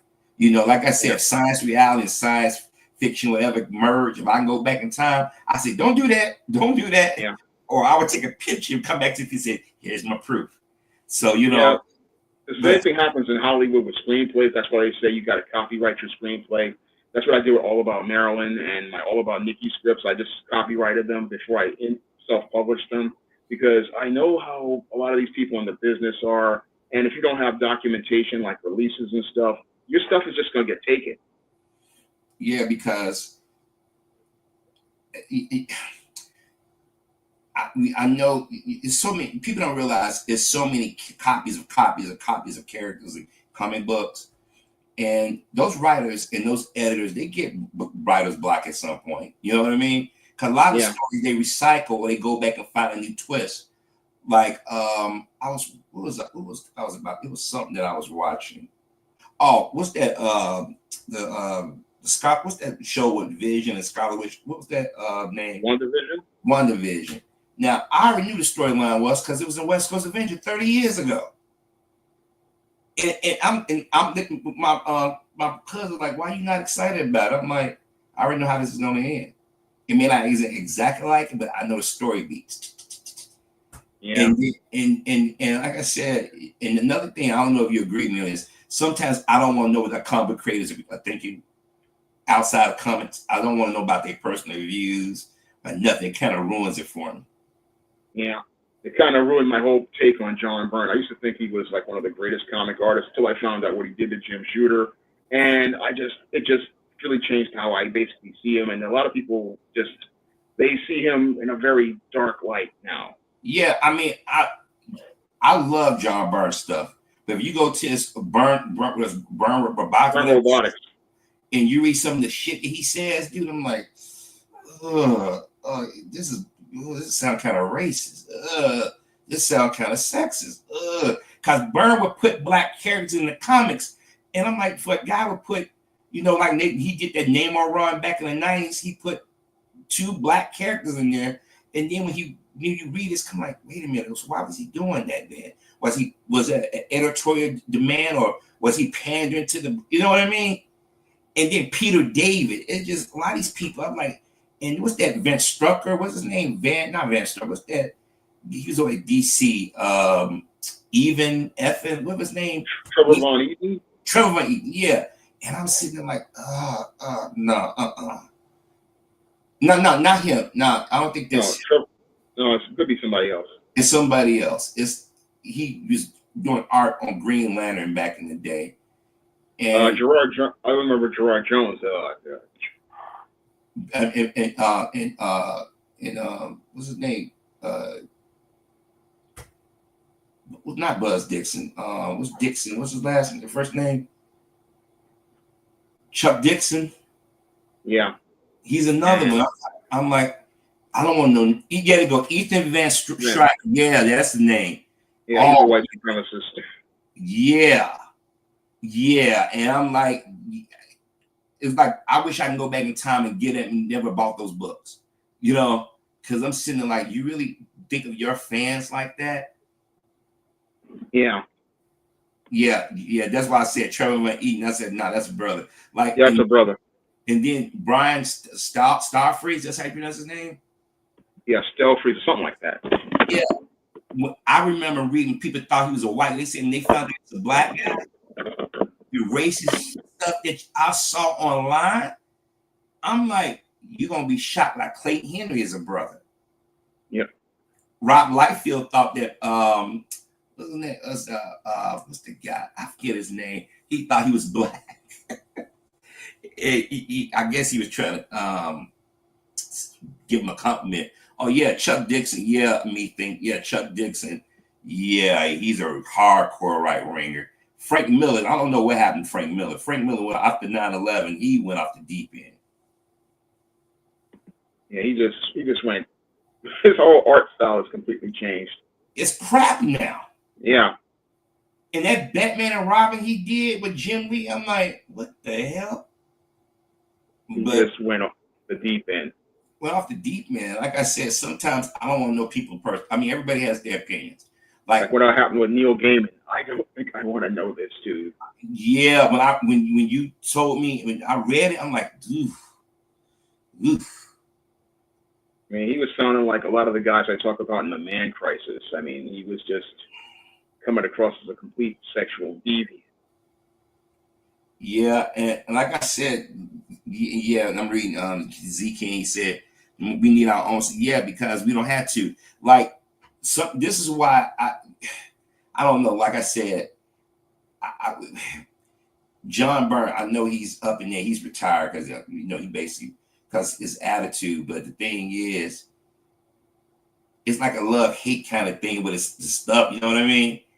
And then Peter Davis, he did a brilliant run on the hook. But it's tainted for me now. Like Dean Cain, when I found out he went that, I mean, he's nice to his fans. Don't get me wrong. When you meet, because when I was in the army, he was in Iraq. I met him briefly. Nice dude. But when you hear his politics, you're like, It's just no. No, it's like I can't do it. Let me see. Supreme said, I met Chuck Dixon. If he's cool to talk to her. Oh, yeah. Tony Isabella. I'm not sure about him because he fought Hanna-Barbera. That's why they came up with Black Vulcan. Because they wanted to use Black Lightning, but he wanted some of his money. And they wouldn't give it to him. Oh, yeah. Many of the are anti-Black. Yeah, with the MAGA and all, manga and all that stuff. Did you know about this young brother? I can't think of his name. He wears glasses. He wrote a comic book thing called Weirdo. I never heard of that guy. Yeah, young brother. He wears glasses. He's into anime and stuff, and he wears like this baseball cap, like Viking ears in it. I can't think of his name right now. What's Eric July? Is that Eric July? Not Eric July, not him. Yeah, I've heard about him. You did some videos on him, and I looked into him. I'm like, wow, dude, really? Yeah, I couldn't buy any of his books after I saw him with that Kyle Rittenhouse picture. Nah, I was done. Yeah, and I just don't know, man. It's like some people they just ruined it for me because I wanted to go get that Peter David run on the. I know he's having financial troubles and health issues. Like Bob Kane, this is probably one of the reasons why I can't get into Batman like we used to get into it. The stuff, the interviews that Bob Kane, I know he's been dead for going on 30 years almost, but the stuff that came out of that man's mouth about Black creators, or blacks in comics and stuff. Like, That's why Neil Adams and a lot of people made sure they went and gave Springer, what's his name? Bill Springer. Yeah. They Bill made Finger. Yeah, Bill Finger, excuse me. They went out there and they made sure he got his due, because he really the one that came up with a lot of the stuff that we like about Batman. What do you think about the Invincible animated series? Did you like it, or was It's a little too gory for me. I like my superheroes to be a bit more on the PG-13 side. you know what? Guess the comic book was rough, but I watched the first 3 episodes of The Boys, and I think I got bought some Blu-rays. I haven't had a chance to really watch it yet, and I got to go back and watch some of that stuff. But like I said, with these companies insulting some of the black comic fans, it's kind of taking me out of watching some of that stuff. Yeah, that's what turns me off. Yeah. Oh, Tony Weaver Jr. That's the guy, young man name. Yeah. That's Tony. There's Tony Weaver Jr. I believe. Yeah. Like I said, some of these people, I don't want to know their politics, man. But over reading that stuff from John Byrne over his website, man, it messed my whole childhood up. Yep. But what are you currently watching anything, or you just glanced at anything? I took a look at the last thing I looked at was Invincible Fight Girl, and that was on the wrong recommendation of one of my viewers, Nightingale Loves Comics, and I just usually wait for stuff to come to streaming. I gotta watch the Superman documentary. That's the next thing I'm planning on watching. That's on Max right now. I did watch Creature Commandos. The storytelling wasn't really that good. You know what? I would say this.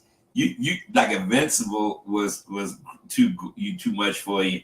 When they did it, what's the character name? I forget his name. When he was melting people's faces and all that. Yeah. I was like, wow. I think they did that for Max, because for you to start off the new DC universe with something like that, I'm like,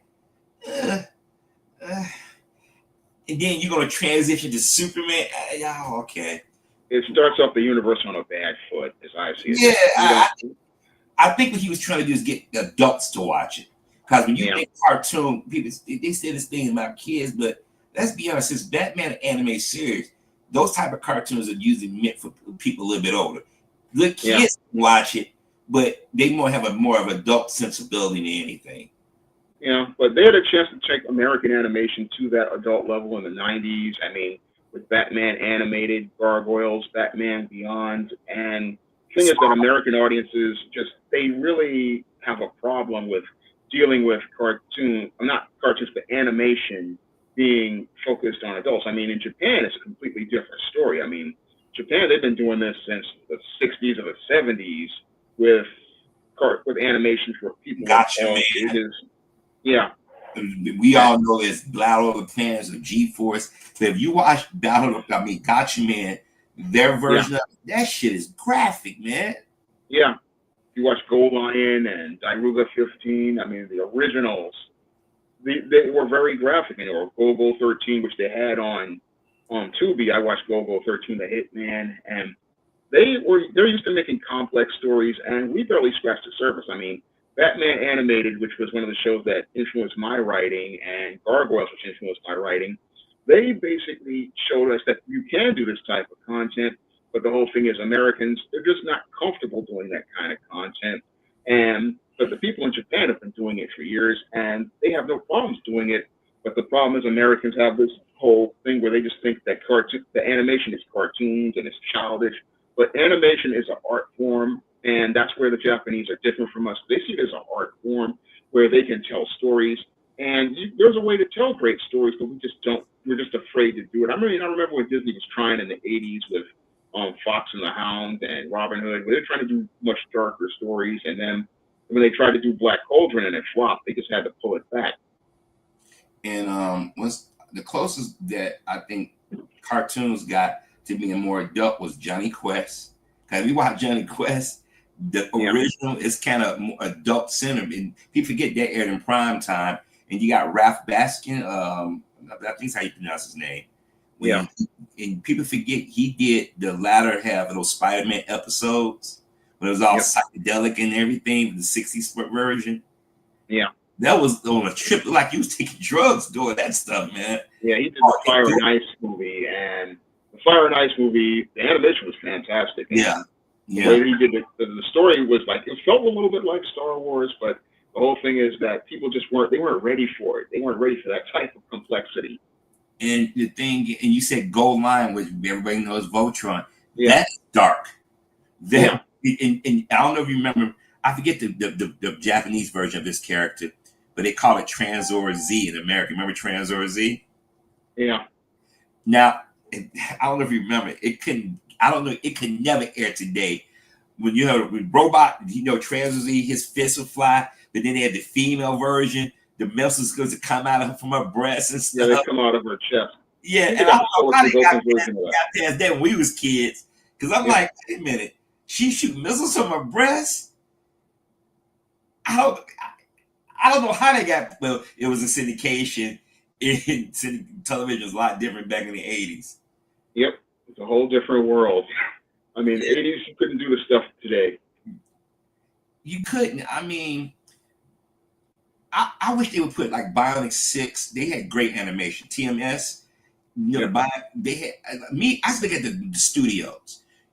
Like you knew when certain episodes of Batman and that Clayface episode when the guy first that was beautiful animation. When they did the Gray Ghost, it's certain episodes they put a little bit more into it. Yeah. You know what studios are doing. And I'm sitting there watching that episode Superman animation they did with the Toy Man when they found it perfect when they did Metallo. Yeah. That animation is good. And then when you had DeSantis, was it Joaquin DeSantis? I believe his name, when he did Justice Unlimited, that episode when they had Wonder Woman, Black Canary, Huntress fighting and everything, you recognize his art style. Because when he did Superman versus Shazam with what's the character that Rock played? I'm going blank on it all of a sudden. Black Adam. And they had Black Adam and Superman. That was great animation. But we don't animate anything in the United States anymore. Filmation was like the last studio. Oh, the last studio. They did everything in the United States. And Brave Star was like the last thing Filmation ever did. The animation on that was fantastic. Oh, yeah. Even when they did the Ghostbusters, a lot of people don't know that the Ghostbusters that Filmation did was the first Ghostbusters. They had a TV show back in the 70s. When we associate Ghostbusters with Dan Aykroyd version of it. But Lou Scheimer, I got the book, he said if they were smarter, they would have made sure they got the animated rights to it as well. They would have done the animation. But Ghostbusters were Lou Scheimer and Norm Prescott creation.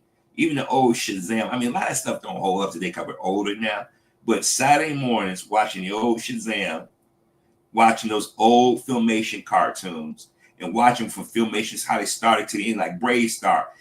My father loved Brave Star. He loved 30-30 and Sarah Jean.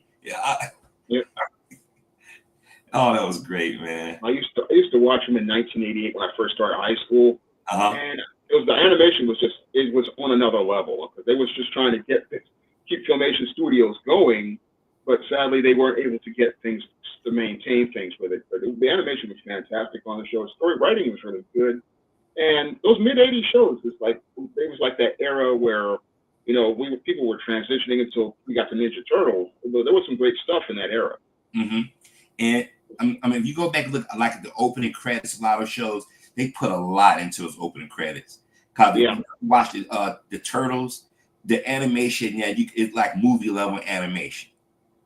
Even when the Chipmunks, when the whole reason why they Ruby Spears started doing the Chipmunks, they went and spent their money to get that Superman license. Then Deke took over that and started doing the animation for the Chipmunks in the later years and stuff. See, I'm really an animation comic kid. Trust me, I remember all that stuff. I'm an actual kid used to watch the end credits. You know what I mean?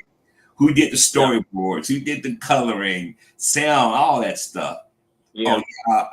Jay said Jason and Will Wars. Yep, I remember them. Yep. Yep. A lot of great cartoons that came on, but kids don't get that anymore. They're too grown, man. Yeah. I mean, Saturday morning, it was like I was the first one up on a Saturday morning. I had my bowl of Captain Crunch or cornflakes, and I would watch CBS, NBC, ABC. I flip right back and forth. I'll watch this. I had a VCR was taping stuff. We didn't get our first VCR until 1989, and by then stuff started to change. Yeah, and that's, like that's I said, when we were transitioning, and the big networks were going to make more news rather than cartoons. I mean, the last year I think we got was 1990 was when NBC stopped making them and started focusing more on teen shows. They went to the teen, Saved by the Bell, Hang Time, One World, and City Guys, and California Dreams, and all that stuff. CBS held on for long, but I even like watching the Muppet Babies because of the animation. Yeah. I watched Jim the Holograms. Yeah, I did. I watched Jim the Holograms. I ain't gonna lie, I did that. You know, it was pretty good. It was a good show. It was good for the storytelling was very good. It's more like a soap opera. Jim was more like a soap opera. Rio, Aja, Shane, and then they did that movie. That was evil. That was wrong what they did with that movie. It wasn't the same. They got away from the source material. You could have did Inhumanoids, Bigfoot, and the real machines, what they call it. Mighty Orbots. I love it. I got that on DVD. They finally came out there. Remember Mighty Orbots? Yeah, I remember. I watched all the episodes when it was on ABC. Yeah, you remember because it came on that last year. This Super Friends became Super Powers team. Galactic Guardians, 85. Yeah, 85. The Mighty Orbot. Know why they stopped production? The people who was over Voltron and them put a lawsuit. That's why they stopped that show. They had excellent animation. Yeah, Japanese shows took it to another level. Yeah, and Spider-Man. A lot of people forget the Spider-Man show that was before Spider-Man Amazing Friends. It was just Spider-Man. It was a different voice actor, and everybody thought Spider-Man Amazing Friends was longer than what it was. I think they did maybe 20-something episodes. Yep. And then they did the old Incredible Hulk show. Used to come on behind that pole position. I mean, our childhood, we was entertained. But these kids today, you couldn't sit in front of TV. They get bored too fast. Yeah, the TikTok has messed with their minds. Yeah. TikTok has destroyed people's attention span. Yeah, you see how everybody crying over like you're taking TikTok away from us. Well, you better enjoy it while you can. Yep. But it really mess with people's attention spans. I mean, and the stuff on there, I can't watch it because it's just too dumb. It is. It's like you lose brain cells. I watched Dennis and Menace, Thunder the Barbarian, the old Plastic Man cartoon. Yeah, I'm a TV head. I'm a cartoon head. I watched GoBots. I watched all that stuff. Yep. So when most of us Gen Xers were at home because the neighborhood was rough. So we mostly spent all our time at home. And you know what? I guess they would call me a latchkey kid because my parents both worked. Yeah. And I'm being the oldest. We came home. We did our schoolwork. We got our clothes, and we watched cartoons. That was it. That's what we did. That was our thing. We watched cartoons, and then my parents knew exactly when the cartoon season ended.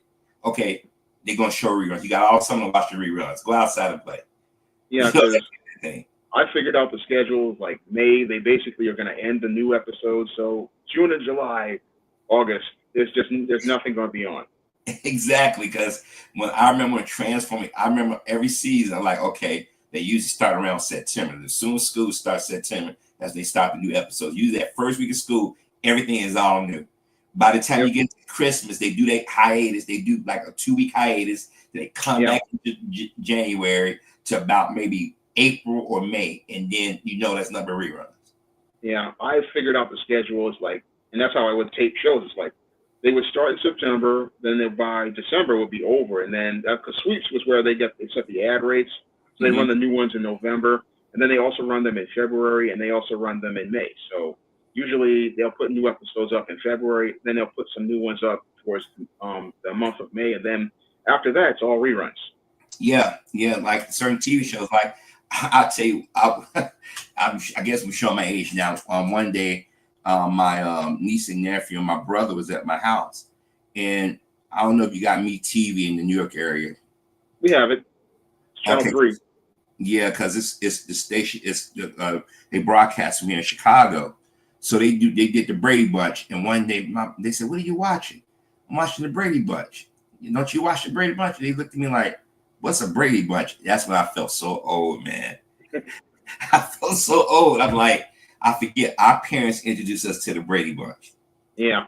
And we watched it Monday through Friday. And for some reason, I watch them episodes over and over and have the damn collection on DVD, but I still watch it for some reason.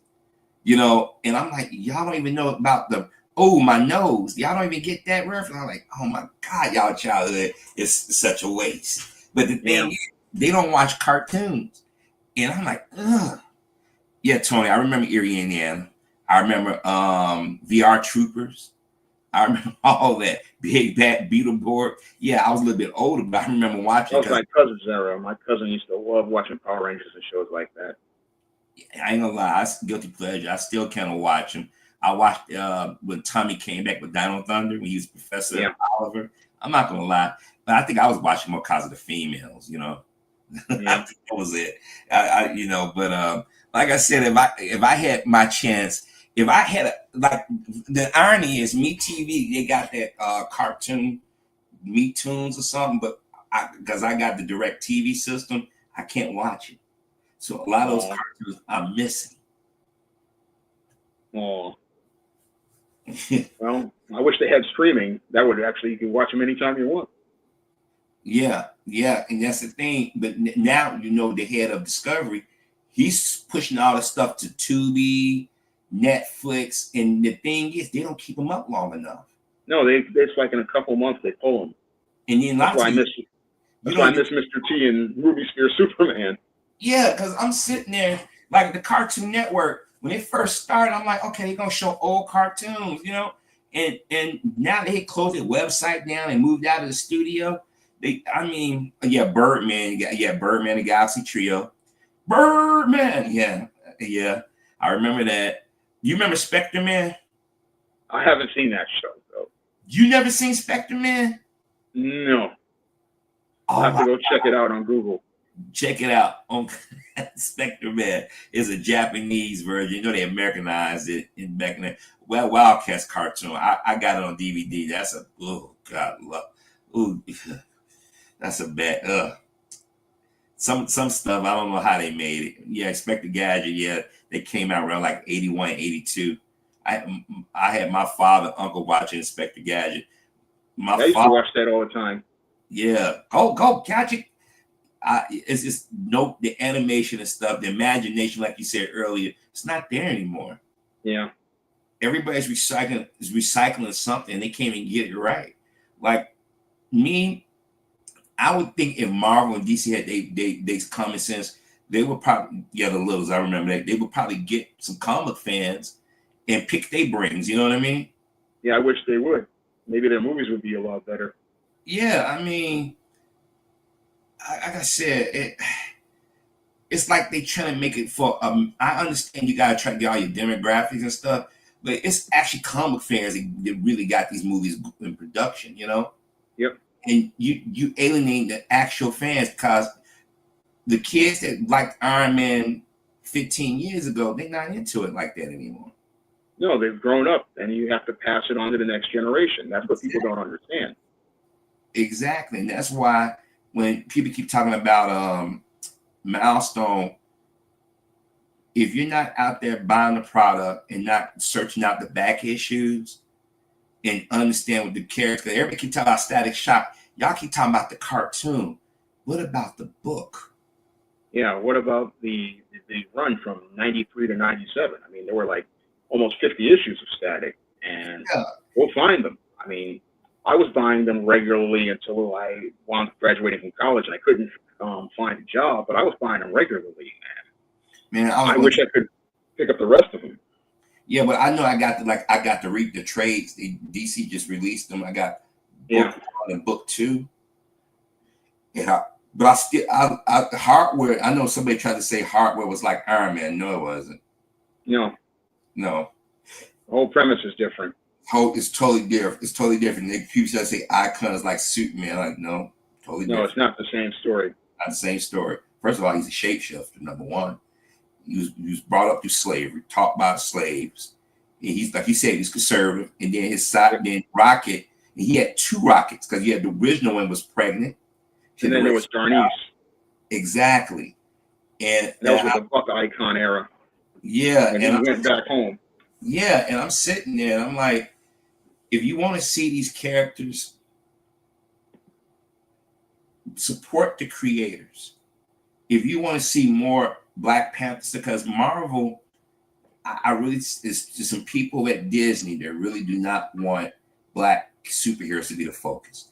Because I'm like, I mean, I got to the degree why they did what they did with Panther, but I would have waited at least 3 or 4 years. You know what I mean? I would have did that. They jumped the storyline. Yeah, in the comic book, she does become the Black Panther for a while, but they was in a no-win situation. I would have waited after Chadwick Boseman a few years because he never told anybody that he was sick. Yeah. So, but the powers that be got greedy, but at the same time, rushed it out. They rushed it out, and then in the movie, you killed off the mom. You already killed off his dad. You know, and I'm sitting now. They talking about recast. They need some. I think they need an unknown actor. I really do. Yeah. Because you need somebody so that they can blend the character in and people can see this actor being Black Panther. Exactly. Like people's making comparisons about Superman and Batman, different situations. Christopher Reeve was not wearing the tights when he got paralyzed. You know, There was 3 actors that replaced him after Superman Quest for Peace. John New, Gerard Christopher, and Dean Cain. Then you had Tim Daly doing the voice. But I still say that Kevin Conroy, every time I read a Batman comic book, I hear his voice. That's what's been happening to me these days. Every time I read Batman, it's just you hear Kevin Conroy as Batman.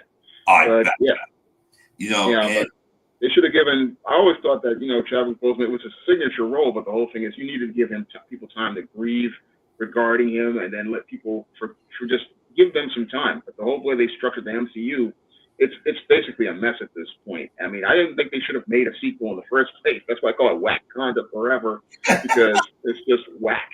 Yeah, I mean, the movie wasn't bad, but you could tell it was rushed. Yeah. And like I said, they was in a no-win situation because Chadwick Boseman, well, he's going to be like Chris Reeve. He will always be connected to that character because he was the first on-screen iteration of that character. But I would have waited 3 or 4 years before I even attempt to do it because you could easily say with multiverse, or he could have had an act. There's ways you could have changed it, or you just could have pretend like, okay, this is the same character. You know what I mean? I mean, we bought War Machine changing looks and Incredible Hulk changing look. You know what I mean? And now Thunderbird Rouse. Could have just transitioned a different way. I mean, you could have just said, okay, he was away on a mission and life changed for him, and that's a different guy. Yeah, and you just accept it as that. Because at some point, Marvel either going to have to restart the universe over again. Yeah, because there's so much structural damage from Endgame. Endgame did a lot of structural damage to the characters, so they have no choice but to start everything over with new people. That whole snap, basically, it created a continuity mess. Yeah, and everything talking about the multiverse, they really haven't done a lot with the multiverse. I think people think that, but they really haven't, because now the Kang saga, they did Jonathan Majors dirty. They did him dirty. And I think that's probably why I haven't really been into watching any Marvel stuff, because you fired James Gunn and then you brought him back. Yeah. And he was putting crazy crap over on the internet in his blogs and stuff. But and then they did, and Terrence Howard really got dirty. Robert Downey Jr. cut his throat. Yeah, he backstabbed him. He backstabbed. If it wasn't for Terrence Howard, Robert Downey Jr. would not be that rich. And I think Robert Downey Jr., when they introduced him as Dr. Doom, he came out, you know how Robert Downey looked just like, I'm the man. He gave that kind of like, they're here for me. No, they're there for the character. They was there for Iron Man. They wasn't there for you, Robert Downey Jr. They was there for Iron Man. But because you the first on-screen iteration of that, you're gonna always be associated with that. Like Hugh Jackman. When I watched that Deadpool. I keep going to sleep on it. I don't know what it is about me going to sleep with some of these movies now. I watch it. I said, yeah, Hugh Jackman's starting to get a little long in the tooth now. You know. Well, he's in his 50s. They need a younger actor in the role, but they just don't want to do it because they want the box office. Yeah, because they're afraid. They're afraid that nobody's going. Because at some point you're going to recast these acts. Like everybody want what's the one that played Captain America? What's his name? Chris Evans. Chris Evans. Chris Evans don't want to do this no more. They really don't. I mean, you got to offer him a lot of money, and Bob Iger is not going to come up off that kind of money. Because they said the reason why Robert Downey Jr. left Marvel for a while because they didn't want to pay him anymore. Because Robert Downey Jr. get a lot of his money on the back end. Yeah. They learned. Go ahead, I'm sorry, Sean. He gets his money on the box office. Yeah. Yeah. And see, they learned that from Jack Nicholson. Yep. Jack Nicholson got his $50 million on Batman. He's still making money off of Batman. I was like, wait a minute, he did one freaking movie 30 years ago, and he's still getting paid. Because he knew how to work the system. He knew how to get the points. He knew how to get the backdoor deal. And I don't know what Sony's doing. They Spider-Man spin-off movies. Those are not heroes. They're not anti-heroes. You got away with it. You got away with it, and you didn't learn your lesson. Yeah. And Universal, they just let the rights go. If you're not going to do a movie, let the rights go back to Marvel and let them do it. Because they didn't excuse my language, they didn't made the Hulk a bitch, man. Yeah, they've turned him to a beta now. Yeah, I'm like, because that's why when I go back and watch the Incredible, I'm like, I want that version of the Hulk. That's what everybody wanted. We wanted that in Infinity. I mean, Endgame. We wanted to see Hulk take out Thanos, but they gave us the women instead. We wanted to see Hulk get his payback. Yeah, because I mean, in the comic book, everybody knows the angry Hulk gets, the stronger you get. They made him. They just made him a joke, man. Yeah, they just turned him into a punk, and then we get She-Hulk, where we see just complete emasculation. And I'm gonna and that's the thing. And let me tell you about She-Hulk. She-Hulk was a little too late because Deadpool. A lot of people realized She-Hulk was breaking the fourth, before Deadpool was. But because and that's why people didn't watch. They said, "Wait a minute, this is a copy of Deadpool." I'm like, "Yep, you know these not comic book fans." Because it was. I think some of the stuff they took too long. Yeah. And then I went back and watched She-Hulk. When you watch it, really watch it. Yeah, they rushed that show. Some of the special effects, it looked choppy. And usually I don't trip on special effects and stuff like that. They just rushed everything out. Yeah, and then like that Ironheart, people don't realize they shot that shit, 3 years ago? Yeah, but they're afraid of taking a loss on it. They're trying to just get it out there and hope they can make a little bit of money. Because I've seen what studios do. What they do is they try to scrape a little bit of money off these projects. And if they've made them, they know it's done. They'll try to scrape it. That's why they'll release stuff in September and February or January. They just dump it in order to just get it out there and hope they can make some money on it. Yeah, because when I'm sitting there, like now, they don't necessarily like Captain America. I'm like, why wouldn't you release that like a summer movie or something? Why would you? They know it's a dud. Yeah, and now it could be a dud, or it could be. Like I said, some of the people at Disney don't really want those characters because when they announced they were doing the movie, remember there was actually supposed to be a Disney Plus story that they morphed into the movie. Yeah. And I'm sitting there, and then you got people bad mouthing before they even saw anything. I'm like, the logic that people are using. well, he doesn't have superpowers. Hawkeye and Black Widow didn't have it. They was fighting aliens, but you didn't complain about that. So, Yeah. Like I said, we'll see. But if this movie don't make any money, I'm telling you right now, Marvel, Disney gonna say, Bob Iger gonna say, okay, no more movies. We're gonna make Marvel one a year, if that. Yeah, let everybody know what your Cash App is, so we can get you some money to help you continue your fight to get back on YouTube, because we need you back on YouTube. We need you back. This whole election it's like the coverage isn't been good with. I mean, people like Jason Black, Professor Black Truth, and Lisa Cabrera and Mad Black 80, they have been doing a great job, but it hasn't been the same without you. So let everybody know what your Cash App is, so that you can get some paper. My Cash App is Cash App $HL1974. That's Cash App $HL1974. And do you have a PayPal? Because that's another way you can get donations and stuff. You know what? I do have a PayPal. I gotta go look it up. I gotta go look that up. Yeah, well, we can put it in the comment section, or yeah, I got. Next time what I'll do is when I send you I text you the information. So I gotta go look it up because I don't want to give the wrong information out. Oh, and anybody, I know some people saying where I'm at. I'm at Rumble. It's still your. He's at Rumble. I put the link. I put the link in the chat for everybody. I'm gonna put it up there again, so everybody will know where you are, because I'm getting ready to wrap up, Mr. Chris. So because it's like 1 o'clock in the morning here in New York. I mean, I wish I showed. Oh, wow, that's right. 7 o'clock here. You know what? When we start talking about comic books, man, I'm going forever. Yeah, but this is the type of conversation I want people to see, that Black content creators, we have lives where we enjoy these hobbies and enjoy the interest with the stuff, and we don't get to see that. I mean, this is one of the reasons why I write books like the books that I write, like the Isis and John Haynes and Spinsterella, so you can see a larger world out here as related to Black people, and see that larger world of Black people, that we're not all thugs and gangsters, or like with the whole Sexy Red and the Glorilla. I mean, we are.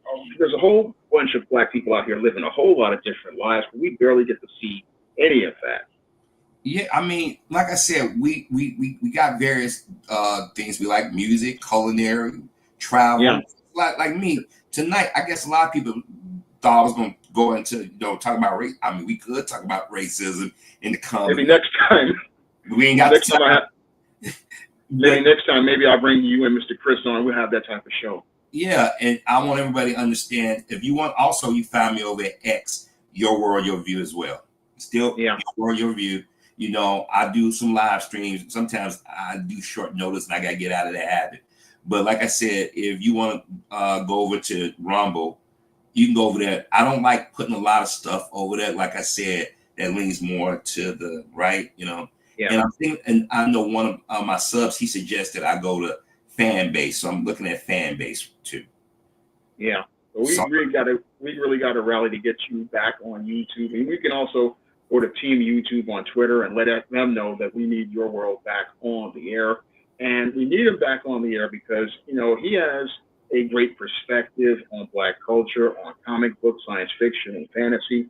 And that's one of the reasons why I wanted to have him on tonight. I mean, as related to the third live stream of 2025, and let everybody know, this is one of the brothers who has been here since about, I think, the beginning of YouTube. I mean, one of the great voices of YouTube since the beginning. And I want to be able to, again, let him have a platform on my platform. He can come anytime, But it was great talking to you, Mr. Superboy. Great to have you on tonight's show. And everybody, if you want to continue to support my platform, you can drop a Cash App by clicking the links in the description box. And you can also help out by picking up some of the books on the SJS Direct imprint, or picking up the comic John Haynes at Death Store that's on Lulu right now. And I want to thank everybody for coming out to tonight's stream. And I hope you'll be here for next week's stream. And I hope to have Mr. Superboy on the air, on the channel, on the live stream once more, because he's a great guest, and I really enjoyed talking to him tonight. So I want to thank everybody for coming out tonight, and I hope you'll be there for next week's stream. Thanks, Sean, and thanks everybody for listening. Thank you.